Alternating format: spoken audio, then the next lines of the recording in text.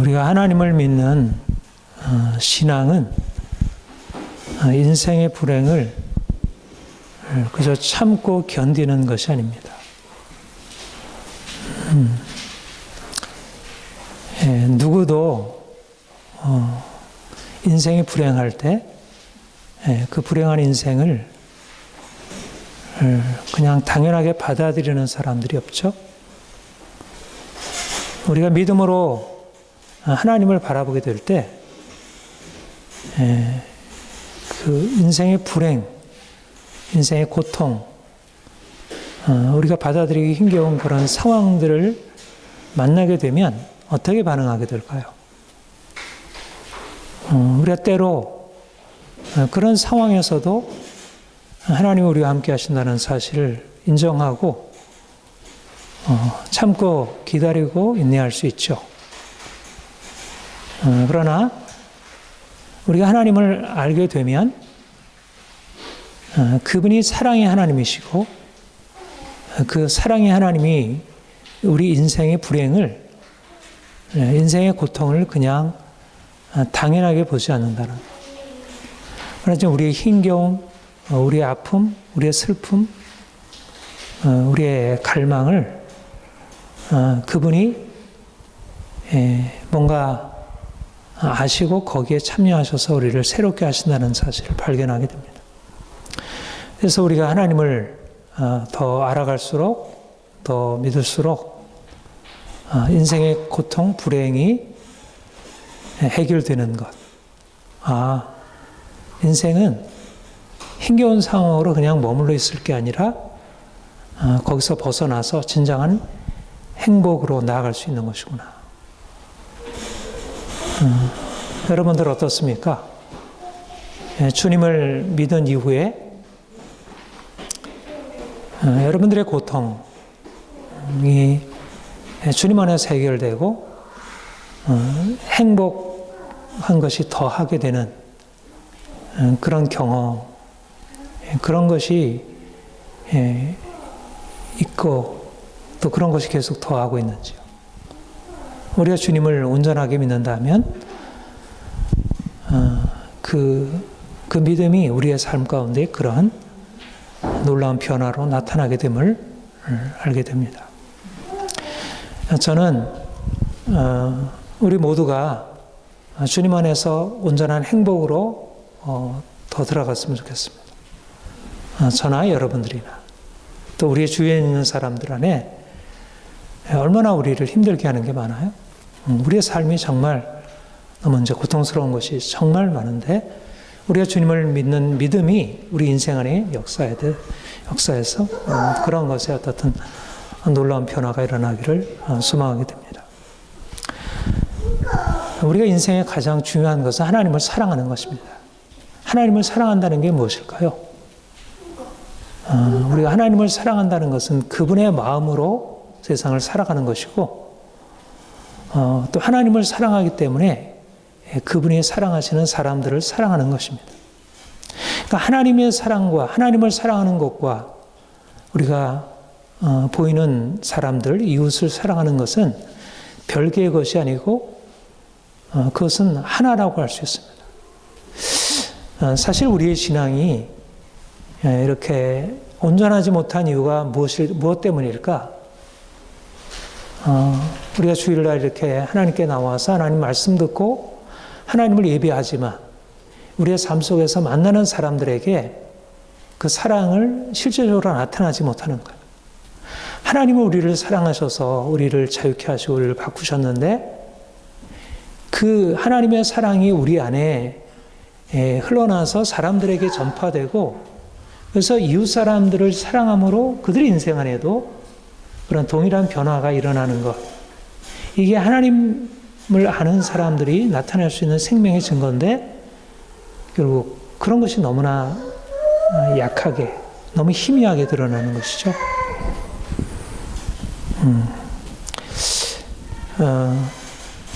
우리가 더 하나님 더 깊이, 더 온전하게 사랑하기를 원하고 또 하나님을 사랑할수록 하나님이 누구신지를 알아 하나님처럼 좀 더 사랑의 사람으로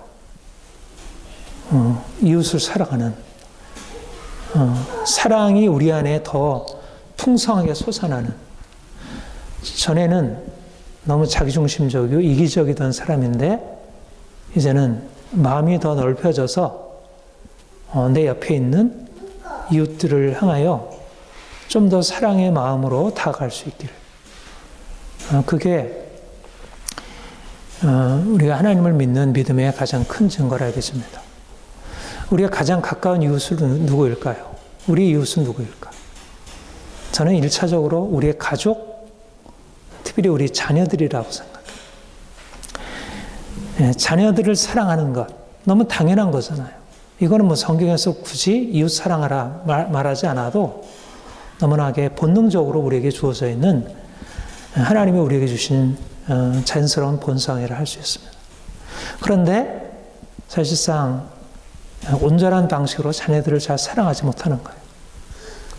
정말 자녀들이 사랑한다면 어떤 가정 안에 어떤 일이 일어날까요? 무엇보다 아이들이 행복한 것입니다. 우리가 지난주에도 아이들이 행복한 가정에 대해서 함께 말씀을 상고했는데,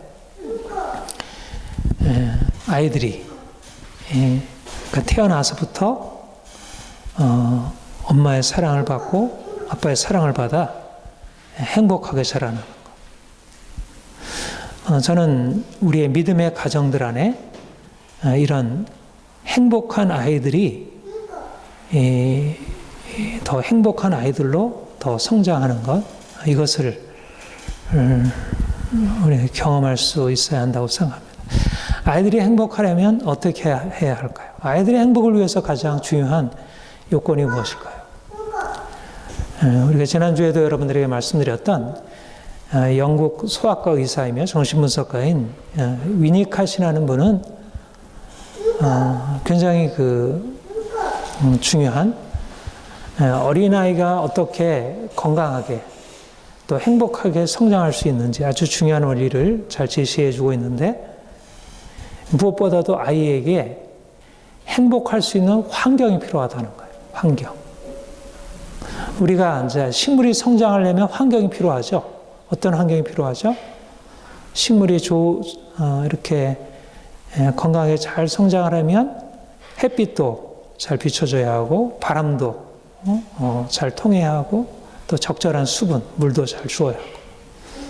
그러면 식물이 꽃이 시들고 병들고 하는 것은 적절한 환경이 조성이 안 되면 그게 이제 병들게 되고 시들게 되고 그렇잖아요. 마찬가지로 어린 아이에게는 좋은 환경, 먹을 것, 입을 것, 적절한 이런 환경이 있어요. 무엇보다 중요한 환경은 엄마라는 환경이에요. 제가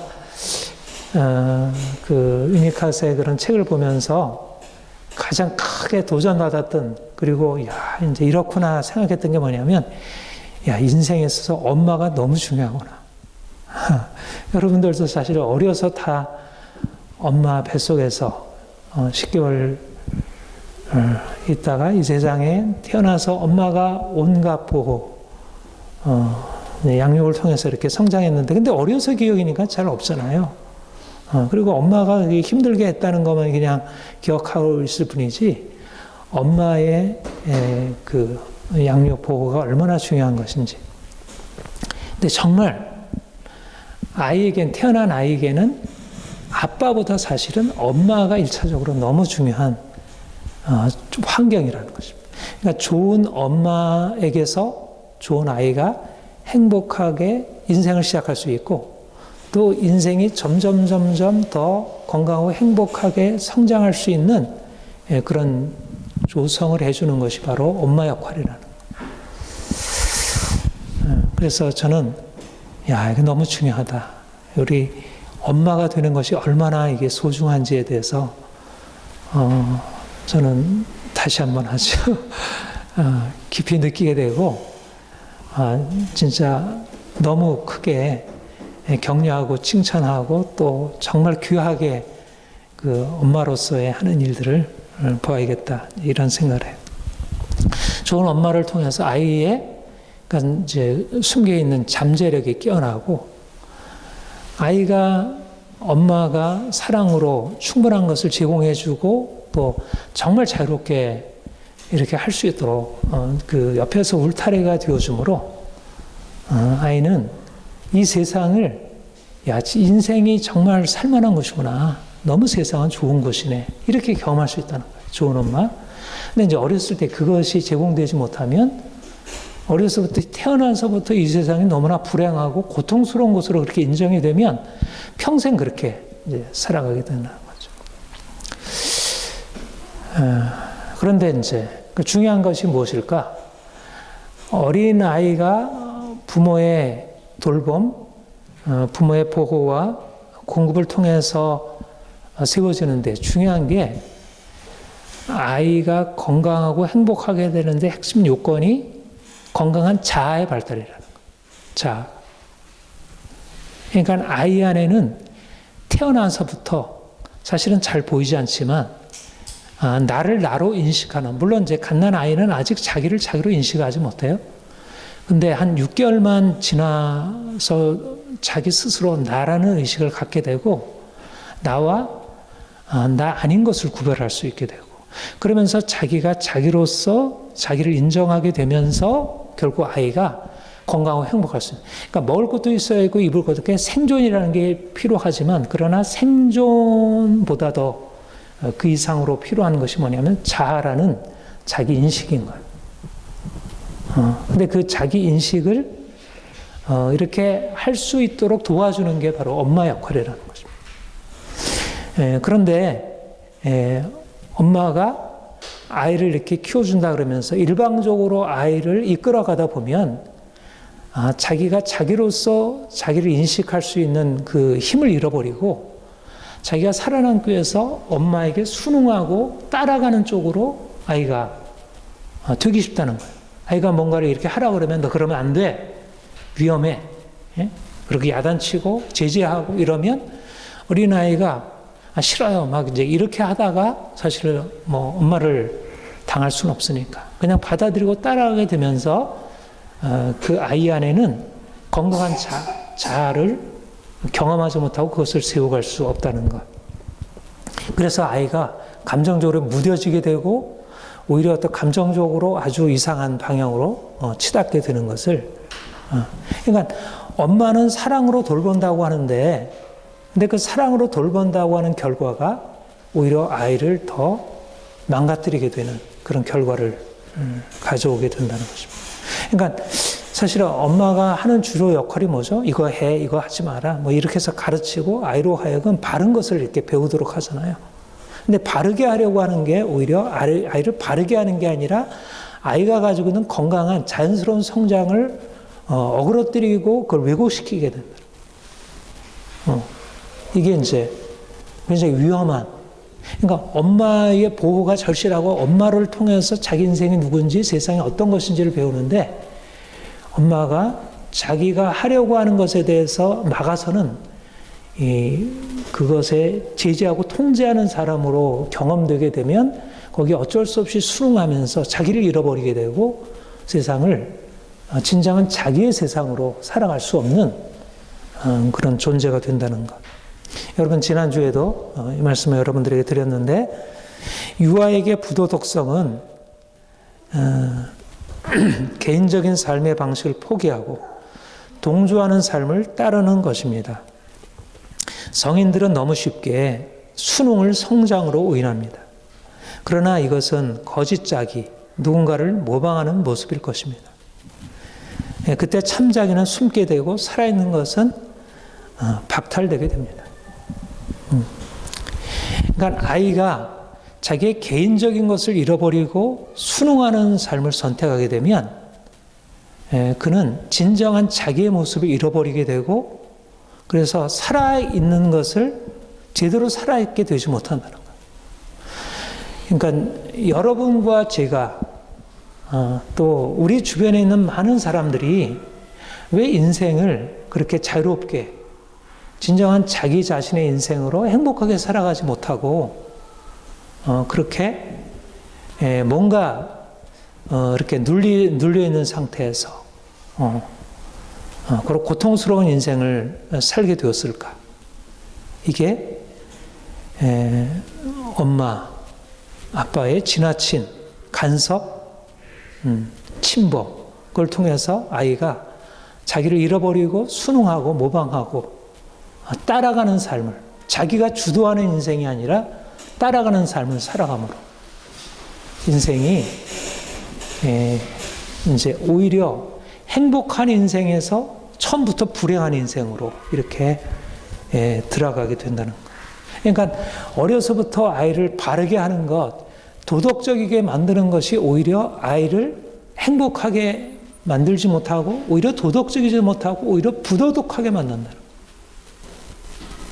그러니까 아이가 행복해야 자기 인생을 더 행복할 수 있는 그 도덕적인 삶에서 마음이 열려지고, 그래서 결국 그 인생이 더 성숙하게 되어지는데, 그 성숙한 인생을 방해하는 것이 가장 사랑하는 엄마, 아빠의 그런 그 교육, 양육 방식이라는 것. 저는 이 부분에서 크게 이제 도전을 느끼게 되고, 그리고 이 부분에 큰 전환이 있어야 하겠다. 그러니까 오늘날 아이들이 정말 말 안 듣는 아이들이 많잖아요. 여러분들도 어때요? 여러분 자녀들이 말 들어요? 잘 말 안 들어요? 말 잘 안 듣는 편이죠, 일반적으로. 그런데 이제 그렇게 될 때 그 배경에 사실 엄마가 가지고 있는 자신의 그 고정된 생각으로 아이를 따르게 했던 그것이 이제 그런 아이를 낳았다는 것입니다. 저는 이제 무엇보다 사실은 근본적으로 우리가 알고 있는 이전의 어떤 사고로부터, 이전의 생각, 이전의 우리의 관점으로부터 이제 돌이키는 것, 그러니까 무엇보다도 가장 중요한 것이 아이를 온전하게 이해하는 것, 이것이 이제 중요하다 이렇게 생각합니다. 여러분, 아이들이 말을 안 듣고 떼쓰고 막 고집 피우고 막 자기 마음대로 이렇게 막 하려 그러면 어떻게 느껴져요? 괜찮아 이렇게 되나요? 마음이 화가 나고 굉장히 이것에 대해서 받아들이면 안 되겠다는 그런 아주 강한 생각이 들잖아요.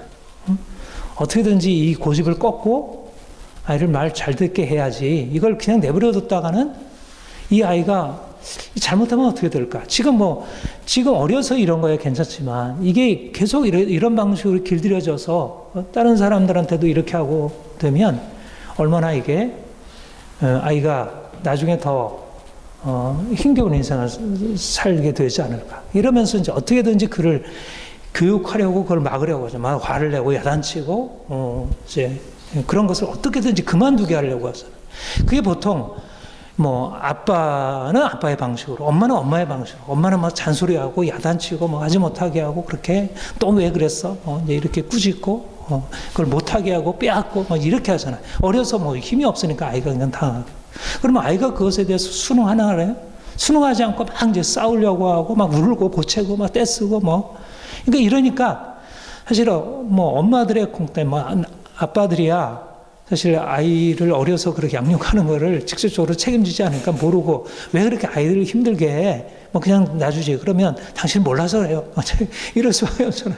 그러니까 모르면서 그냥 아이를 하루 종일 이제 아이 말 안 듣는 아이 가지고 이렇게 힘겹게 싸우는 것을 또 남으라는 것에 또 마음이 서운해지고. 그러니까 아빠는 또 아이를 받아주는 것 같지만 또 어떤 경우에는 너무 시기하면 또 아이를 때리기도 하고.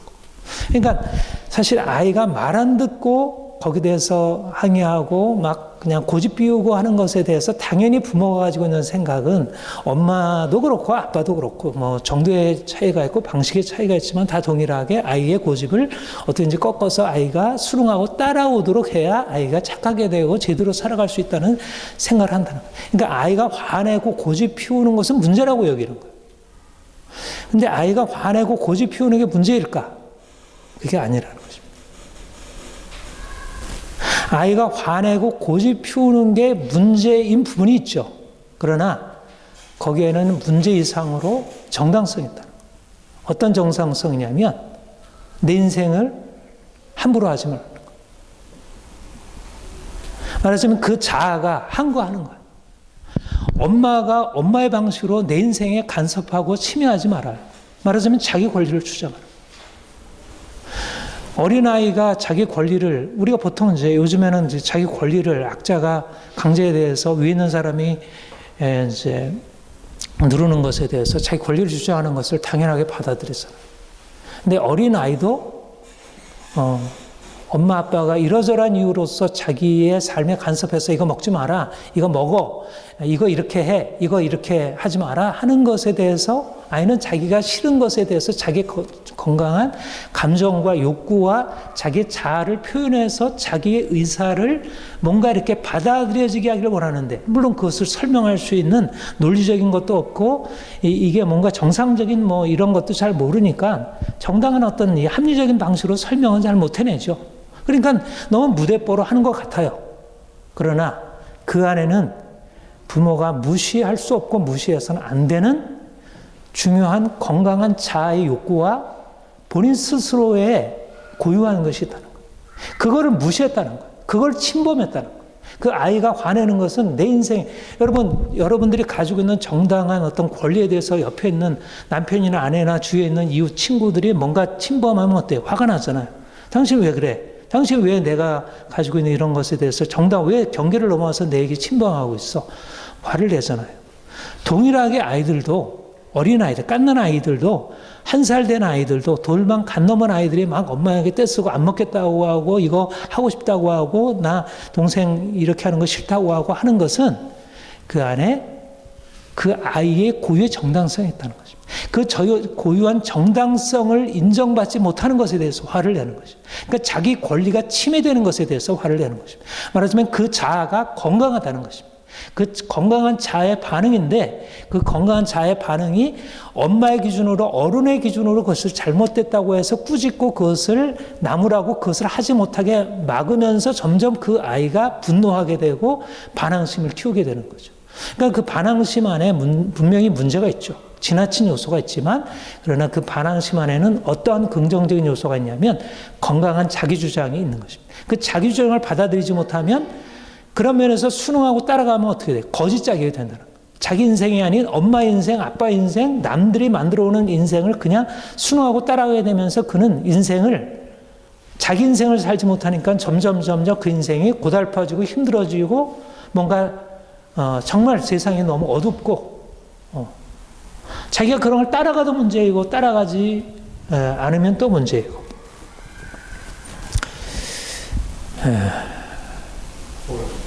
어렵죠. 어려운 것입니다. 그러니까 이게 진짜 어려운 거예요. 그러니까 엄마 아빠로서는 아이의 잘못에 대해서 금해한다고 생각하지만 아이는 엄마가 가지고 있는 생각에 대해서 동의가 안 되는 거예요.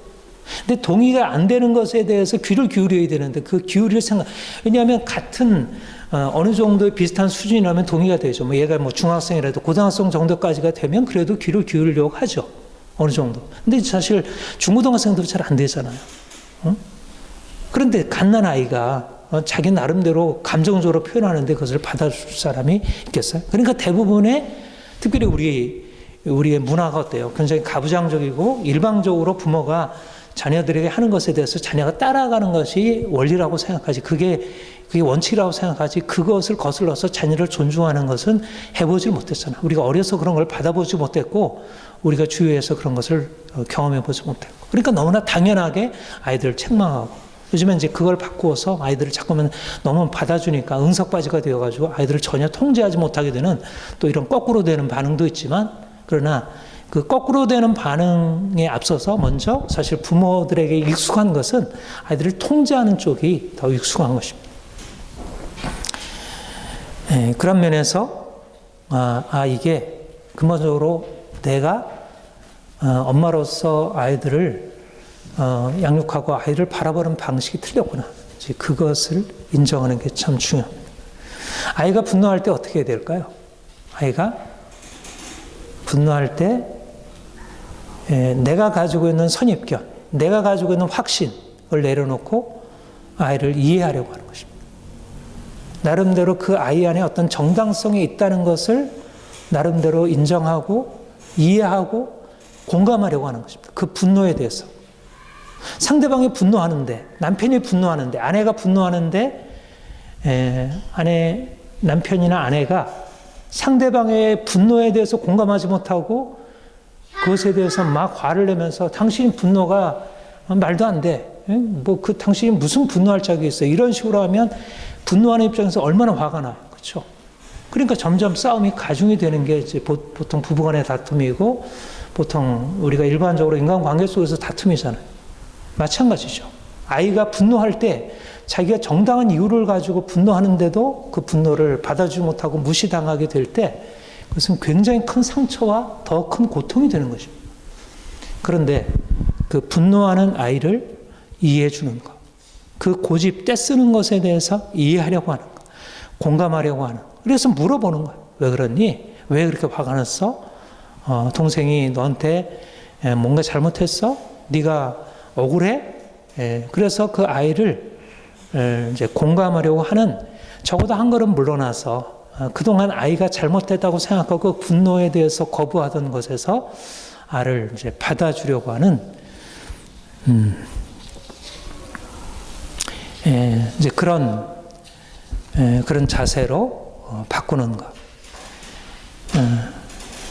그래서 이제까지 그 억압과 그런 어떤 분노에 너무 이제 강한 대응에 이제 아이가 주눅 들어 있던 것에서 이제 점점 자기의 감정들이 이렇게 존중이 되고 풀어지는 것. 이것을 이제 아이가 경험하게 돼요. 그러니까 그게 말하자면 아이가 변등 상태, 고통스러운 상태에서 벗어나고 이제까지 비로소 이제 정말 너무 고통스러운 세상을 경험했었는데 거기서 벗어날 수 있는 그런 새로운 기회를 얻게 된다 말할 수 있습니다. 오늘 본문에 아비들아 너희 자녀를 노엽게 하지 말고 오직 주의 교훈과 훈계로 양육하라. 아비들아 자녀를 노엽게 하지 말라. 분노하게 하지 말라.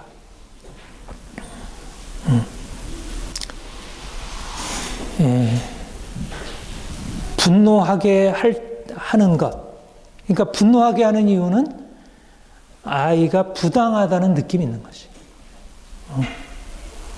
엄마가, 아빠가 자기한테 뭔가 야단치고 책망할 때 그것이 정당하다면 분노하지 않죠. 그렇죠? 내가 잘못했어요.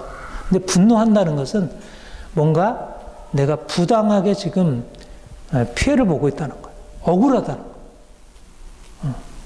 그러면 억울하다는 것은 분명히 상대방이 억울하게 한 거잖아요. 그러면 부모 편에서 뭔가 잘못한 게 있다는 거잖아요, 아이가. 그러면 그것을 받아들이는 거죠. 그래서 그 아이에게 반응하면서 정말 자기가 잘못한 것이 있는지 상대방에 물어보고 그래서 잘못한 것이 있으면 사과를 하고 그러면 아이가 자기가 더 고집스러워지나요? 그렇게 되면 오히려 그것을 통해서 아이는 부모가 자기를 사랑해주고 받아준다는 사실을 알게 되면서 오히려 마음이 열려지게 되고 그 아이가 이제까지 막 고집피고 싸우던 감정이 사라지면서 내가 좀 잘못한 것 같아. 내가 이렇게 화내는 거, 엄마한테 이렇게 화내는 거, 아빠한테 이렇게 막 분노하고 반항하는 것은 내가 바른 것이 아니지. 이러면서 아이가 사실은 거기서부터 이제 벗어날 수 있는, 오히려 아이를 막 화를 내고 막 야단치고 책망함으로써 뭔가 아이를 바꾸려고 했는데 더 고집스러웠고 더 아이가 완악하게 되었다고 한다면 그 억울한 분노를 풀어주면서 아이는 자기의 그 분노의 마음을 거둬들이고 자기에게 잘못한 부모를 오히려 용서하고 또 그래서 진정으로 부모와 관계에 열려지게 되는 것입니다. 그러니까 도덕 교육을 한다고 해서 오히려 아이가 더 반항적이고 더 부도덕하게 바뀌어지는데, 그러니까 도덕 교육의 핵심은 위니카시 그렇게 했어요. 도덕 교육의 핵심은 사랑이라는 거예요. 사랑. 오히려 도덕 교육이 도덕 교육을 망친다는 거예요. 아이를 도덕 교육을 해서 바르게 하려고 하는 것이야말로 오히려 도덕을 부도덕하게 만드는 그런 이유가 된다는 것.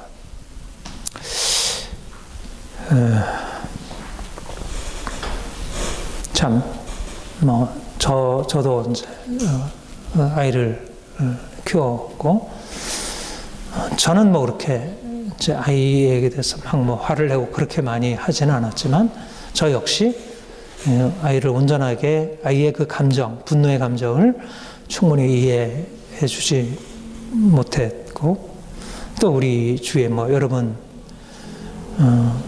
또 여러분 자녀들의 가정의 아이들 것을 보면 제대로 아이들이 자신들의 억울한 감정, 슬픈 감정, 이해받지 못하는 감정을 사실 제대로 표출해서 그것을 용납받고 해결받지 못한 그 쌓여있는 그것이 얼마나 우리에게 고통이 되고 있는지, 또 우리 주변에 너무나 많은 가정들 안에 자녀들이 이로 인해서 고통을 당하고 있는지,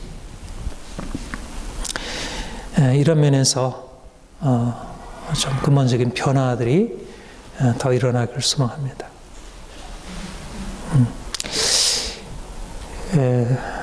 여러분, 그 아들러, 미움받을 용기에서 이제 다뤄졌던 그 아들러, 그분의 저는 관점 안에 여러 가지 배울 것이 많이 있다고 생각하는데, 그분이 이제 이런 얘기를 해요.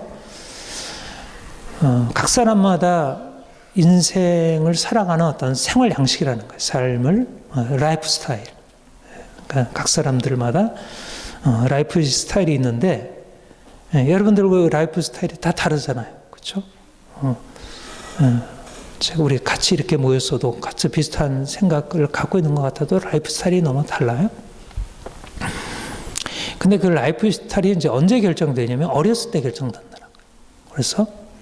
그래서 어려서 좋은 라이프 스타일, 생활 양식이 결정이 되면 그 아이는 평생에 행복하게 살아갈 수 있는 생활 양식을 체득하게 되는 거예요. 근데 어려서 좋은 생활 양식을 이렇게 습득하지 못하면 나중에도 이제 그 생활 양식이 잘 바뀌지 않는 거예요. 한번 어려서. 우리가 이제 그 어려서 생긴 습관이 안 바뀌어요. 그러니까 습관이라는 말과 생활 양식이라는 말, 습관, 성격, 생활 양식 사실 다 비슷한 말들이에요. 그러니까 어려서 만들어진 성격, 습관, 생활 양식 이런 것들은 잘 안 바뀌는 거예요. 그러니까 그래서 어렸을 때가 중요하다는 거예요. 근데 어려서 아까도 얘기했지만 좋은 엄마라는 환경 안에서 그런 생활 양식이 만들어지는 거죠. 그러니까 어린아이가 행복한 생활 양식을 갖게 되면 평생에 행복한 생활 양식, 세상을 행복하게 바라보고 세상을 긍정적으로 생각하게 되고 사람들과 좋은 관계를 유지할 수 있는 것이 되고, 어려서 사람들과 이렇게 부딪히고 어울리지 못하고 친구들과 싸우고 별로 우리가 사람들과 어울릴 수 있는 어떤 성격적으로 되지 못하면 얘는 이제 고등학교, 중학교, 고등학교, 대학교, 직장, 결혼 생활 모든 것에 계속 이어지면서 그 생활이 계속 반복이 된다. 그러니까 중요한 것은 어려서 그 생활 양식을 키워주는. 근데 누가 해주느냐? 이게 바로 엄마, 부모, 가정이 바로 그 생활 양식을 키워주는 그러한 토대라는 거죠. 그러니까 엄마가 행복하고 엄마가 좋은 생활 양식을 갖고 부모가 좋은 생활 양식을 가지고 있으면 아이들에게 그것이 자연스럽게 전달되어서 아이들이 그 생활 양식을 받아들여서 자기도 좋은 생활 양식을 갖게 되고, 근데 부모가 불행하고 성장 환경이 불행하고 그래서 결혼 생활이 원만하지 못해서 늘 치고받고 싸우고 늘 다투고 서로 갈라져 있고, 그러면 어린 아이들이 성장할 때부터 부모로부터 받는 영향을 받는 것이 늘 인생이 고통스럽고 불안하고 쉽게 깨어질 수 있고, 이렇게 되니까 어린 아이가 건강한 생활 양식을 갖추지 못하게 되는 거죠.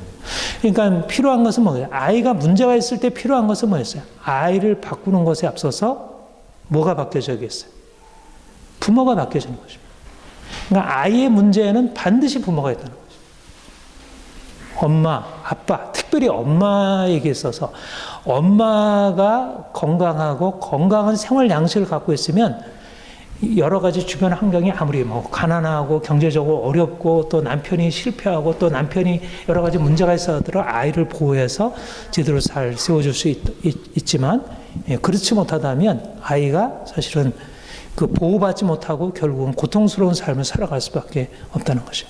그러니까 사실 여러분들 특별히 우리 엄마들이 마음이 행복하고 마음이 자유롭고 마음이 넓고 인생에 대해서 긍정적이 되는 게 본인 자신만이 아니라 아이에게도 너무 얼마나 중요한지. 그러니까 내 인생이 자유롭지 못하고 행복하지 못하다면 아이도 불행하다는 거. 그러니까 먼저 엄마가 자유롭게 되는 것. 우리가 주님 만난다는 게 뭘까요? 주님 안에서 내 인생이, 불행했던 내 인생이 행복하게 되는 거예요. 주님이 내 인생에 오셔서 나를 치유하시고 불행했던 내 삶의 방식들, 이런 습관들이 고쳐지고 행복하게 살아갈 수 있는 삶의 방식으로 세워지는 것이죠. 그러니까 그것을 위해서 사실은 주님이 이 땅에 오셨고, 그러니까 이제 부모들이 정말 이제 건강하게 변화되는 것. 저는 우리 각 가정들마다 아이들이 행복해지기 위해서 먼저 엄마 아빠가 변화되는 것을 꿈꾸게 돼요. 하나님, 우리 가정 안에, 우리 성도들의 가정 안에 이런 행복한 엄마 아빠들이 되게 해주세요. 인생이 너무 행복하고 자유롭고 야 인생은 살만해. 그런 엄마 아빠들이 되어야 우리 아이들이 사실 그런 세상을 시작할 수 있는 거예요. 태어날 때부터 좋은 그런 것으로 엄마 아빠가 자녀들에게 행복하게 할 수 있는 가장 핵심적인 것이 무엇일까요? 공감하고 존중하는 것입니다. 사실 요즘에 가장 많이 얘기되는 것이 공감, 존중이에요. 공감. 그러니까 우리 여성들이 공감 능력이 더 뛰어나잖아요. 남자들은 좀 너무 이성적이어서 이렇게 여러 가지로 합리적으로 생각하고 판단하고 이런 건 있는데 공감 능력은 사실 여성들. 그래서 하나님이 여성들에게 자녀 양육의 책임을 맡기시고 또 여성들이 그 부분에 더 뛰어난 역할을 감당할 수 있어요. 그러니까 어린 아이들이 아까도 이제 자신의 분노, 자신의 슬픔, 자신의 고통에 대해서 공감하는 부모를 통해서 자기 인생의 모든 고통으로부터 벗어나고 사실은 그 엄마가 자기 인생에 대해서 공감하게 될 때 그 아이가 어떻게 되냐면 야 인생이 행복하구나. 그러니까 인생이 살아있다는 느낌, 내가 살아있다는 느낌이 언제 주어지냐면 나에게 공감해주는 누군가가 있는 거예요. 공감해주는. 그러니까 내가 공감받지 못하게 될 때 내 인생이 살아있는지 죽어있는지가 이해가 안 되는 거예요. 굉장히 불안해져요. 그러니까 가장 건강한 아이의 기본적인 핵심은 공감해주는 그 어떤 누군가, 엄마든 엄마가 아닌 대리모든 누군가가, 가까운 누군가가 있어요. 그러면 그 한 사람을 통해서 그 아이는 인생을 말하자면 인생이 아름다운 거야, 인생이 행복한 거야, 이 세상은 밝은 거야, 화창한 거야. 우리 아까 우리 그 찬양 불렀죠. 꽃들도 나무도 새들도 구름도 바람도 하나님을 찬양하고. 이게 사실은 어린아이가 이렇게 막 그냥 공감을 받아서 아이가 살아있으면 세상이 모두 다 살아있는 거예요. 꽃들이 나한테 얘기하고 구름도 얘기하고 저 구름이 나한테 이렇게 얘기를 했어. 그 어떤 상상력이 이제 뛰어나게 하는 거예요. 인생에 대해서 자기 자신이 그렇게 살아있게 될 때 모든 것이 살아있는 것으로. 그런데 어린아이가 침울해지고 공감받지 못하면 모든 게 어두워. 까맣게 그리고 죽는 거, 쏘는 거, 뭐 넘어지는 거, 깨지는 거, 파괴되는 거, 불타는 거 이런 것만 이제 아이 안에 심어주는 거예요. 그러니까 어린아이의 상상의 세계 속에 들어가 보면 그 상상의 세계 속에서 뭔가 인생이 꽃피고 아름답고 춤추고 이렇게 아주 멋이고 다채롭고 이런 것이 열려지는 거예요. 이게 어디서 생겨나냐면 엄마의 공감에서 생겨난다. 그러니까 얼마나 중요해요. 그러니까 아이가 어디 가서 뭐 이런 여행을 하고 뭐 이것 배우고 저것 배우고 뭐 저런 전시관 뭐 저런 체험 뭐 이런 거 아무리 해봐야 엄마가 자기를 온전히 사랑으로 공감해 주는 게 없으면 그 아이가 모든 경험은 자기에게 아무런 유익이 안 돼요. 그러니까 진짜 아이가 살아있게 되는 것, 정말 상상이 풍성해야 되는 것은 많은 경험이 아니라 엄마의 따뜻한 품이고 엄마가 그에 대해서 끊임없이 그 아이의 감정에 반응해주고 그 욕구에 아주 민감하게 반응해주면서 그 아이로 하여금 자기가 살아있다는 것을 느끼게 하는 것. 그 아이 안에 있는 그 자발적인 뭔가 욕구가 뭔가 제대로 반응될 수 있는 그 배경이 되어주는 것. 그러니까 지난주에 여러분들 대상을 사용한다 그랬죠. 엄마를 대상으로 사용할 수 있는. 그러니까 아이들이 사실 어떤 아이들이 그 건강한 아이들이에요. 상상력이 뛰어난 아이들. 상상력이. 제가 딥스라는 어떻든 정서 장애를 가지고 있었던 아이의 성장 과정에 대한 치유 과정에 대한 그 책을 읽어봤는데 여러분들도 한번 읽어보세요. 딥스라는 책인데 그 아이가 보면 아주 상상력이 뛰어나요. 놀이 치료 과정 속에서 얼마나 뛰어난 상상으로 자기의 감정을 표현하는지. 근데 아이는 그래도 살아있는 것이 그렇게 자기를 상상으로 표현할 수 있다.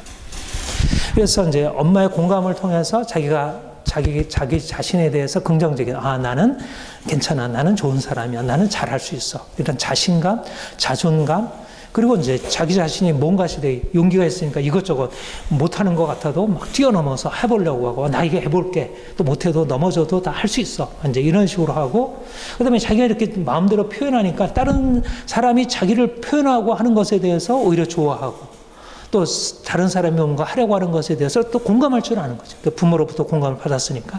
그러니까 아이 안에 자연스럽게 부모의 그런 사랑과 공감과 존중이라는 게 아이에게 자연스럽게 도덕성을 키워주는 거예요. 그러니까 도덕이라는 것은 이렇게 저렇게 이렇게 하지 마라 이렇게 해라고 하는 어떤 명령 지시 속에서 나오는 게 아니라 엄마 아빠가 사랑으로 받아주는 그 감정적인 그야말로 자연스러운 아이 안에 자연스러운 전달되는 그것이 바로 그 아이를 도덕적이게 만드는 거예요. 그러니까 아이가 비도덕적인 것은 감정은 배제된 채 아이가 여러 가지 어려운 이런 이성적인 그런 도덕적인 훈계만을 들어놓으니까 그 아이는 눌려버리고 감정이 피어나지도 못하고.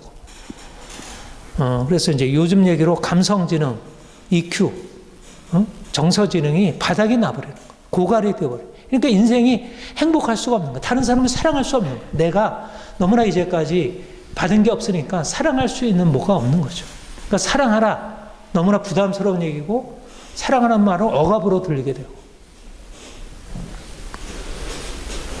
그래서 너 왜 동생 미워했어? 왜 동생 때렸어? 너 그렇게 화를 내? 이러면 그게 받아들여지는 게 아니라 너무 억울한 거예요. 응? 나는 사랑받지 못했는데. 사랑을 통해서 우리 아이들 안에 있는 도덕성의 자원이 살아나는 거죠. 그러니까 사랑받지 못해서 막 불순종하고 화를 내는 아이에게 너 순종해. 너 이렇게. 그런 훈계와 교훈으로 아무리 해도 그 아이는 더 고집스럽게 되고 더 거꾸로 반동적으로 나와. 이게 반동 형성이라 이게 반동적으로 나와요. 그러니까 도덕적이게 되면 더 반성적으로. 더 억압적으로 도덕성을 따라가게 되면 더 반동적으로 더 반응적으로 되는 거예요. 설사 겉으로는 순종을 한다 하더라도 더 나빠지는 것이죠. 본문에 자녀들아 주 안에서 너희 부모에게 순종하라. 우리 기독교 가정에서 가장 많이 어려워서 자녀들을 바라볼 때 듣게 되는 말씀이고 붙들게 되는 말씀이에요. 자녀들아 너희 부모를 주 안에서 순종하라. 얼마나 좋은 말씀이에요. 너무나 귀한 말씀이에요. 부모에게 순종해야 사실 인생을 잘 살아갈 수 있어요. 오늘 아이들이 부모에게 순종하는 법을 배우지 못했기 때문에 삶의 사람들과의 관계 속에서 마땅히 따라야 할 여러 가지 많은 법들 이런 것들을 따르지 않는. 그러니까 자기 마음대로 자기 욕심대로 하니까 아이들이 굉장히 사회에 서서 제대로 정상적인 삶을 살기가 너무 어려워요. 그러니까 어려서 부모에게 순종하는 법을 배운 아이들은 굉장히 건강한 시민으로 살아갈 수 있어요. 근데 순종하는 것을 배우지 못하는 아이들은 자기 멋대로, 자기 고집대로 살게 되죠. 그러니까 순종을 가르쳐야 돼요. 근데 누가 순종을 배우게 됩니까? 사랑받는 아이들. 공감받고 자기의 분노에 대해서 억압당하지 않은 아이들이 순종할 수 있는 거예요. 역설로. 순종하지 않은 아이를 부모가 이해하고 그 아이의 순종하지 않게 되는 그 부정적인 감정을 받아주어야 그 아이가 그 순종하지 않는 감정에서부터 벗어나서 순종하게 된다는 거죠. 역설인 거예요. 근데 순종하지 않는다고 야단치고 책망하고 때리고 내쫓고 이러면 아이들의 순종하지 않는 그 마음은 고착화되어서 더 이상 벗어나지 못하는 거예요. 이게 역설이에요. 그러니까 순종하지 않는 아이를 그냥 받아주면 아이 망가진다. 오히려 순종하지 않는 아이라고 해서 아이를 책망하고 그것을 고치려고 하는 그 부모의 시도가 아이를 망가뜨리는 거예요. 그러니까 너무 도덕적인 가정, 너무 부모가 지식도 있고 교양도 있고 사회적으로 지위가 높은 자녀들이 굉장히 탈선하기 쉬운 경우들이 그래요. 부모가 부모의 기준을 가지고 아이들에게 요구하니까 아이들이 어려서부터 너무 높은 기준을 따라서 자기를 억압하면서 안에 눌려있던 것이 나중에 폭발하고 그래서 결국은 나중에 더 반항적으로 아주 극단적인 반항아들이 되고요. 무신론자 되는 건 말할 것도 없고. 근데 기독교 가정에서 오히려 아이들이 더 불순종하는 아이들, 더 신앙에 대해서 더 부정적인 아이들이 나오는 이유는 바로 부모가 사랑 없이 아이를 그렇게 양육하려고 했기 때문에. 부모에게 순종하라고 하는 것은 너무나 중요한 원리입니다. 부모에게 순종을 하는 아이가 되어야 돼요. 정말 순종하는 아이가 되어야 돼요. 그러기 위해서는 먼저 사랑으로 공감해주고 불순종하게 되는 그 아이를 충분히 이해하고 그 아이와 소통할 수 있는 힘. 그러니까 부모와 아이가 평등한 관계 속에서 소통을 할 수 있어야 돼. 부당하게 나는 위이고 너는 아래에 있으니까 내 말 따라야 돼. 이렇게 되면 아이는 억울하게 느껴지게 되고 부당하다고 느껴지게 되고 그래서 결국은 오늘날의 젊은이들처럼 어른들을 꼰대로 여기고 어른들과는 소통이 안 돼. 그들은 전혀 대화 상대가 될 수 없어. 아예 밀어내버리는 거죠. 이게 너무 불행한 일입니다. 사실상 부모, 권위가 존중되어야 사실 사회가 건강할 수 있어요. 이거는 너무 중요한 거예요. 근데 오늘날 권위가 다 폐기되고, 가정에서 부모의 권위가 폐기되고, 학교에서 선생의 권위가 다 폐기되고, 이제 정부의 그 어떻든 지도적인 권위가 다 폐기될 수밖에 없는 상황. 그것은 자업자, 오히려 부모, 지도 권위에 있는 사람들이 자기의 권위를 이유로 해서 억압한 때문이고, 그런 밑에 있는 사람들의 그 분노, 억울함을 받아들이지 않았기 때문입니다. 저는 부모의 역할이 얼마나 중요한지, 부모가 위대한 사명이라고 생각해요. 엄마가 자녀들 양육하는 것은 이거는 너무나 위대한 사명이라고 생각해요.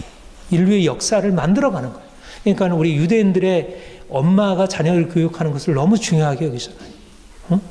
아빠가 밖에 나가서 일을 하고 그래서 뭔가 사회를 위해서 이렇게 대외적인 것 한 것 이상으로 부모가 자녀를 위해서 헌신하는 것, 맞벌이 안 하고 사실 자녀 양육에만 온전히 해도 너무 귀한 일입니다.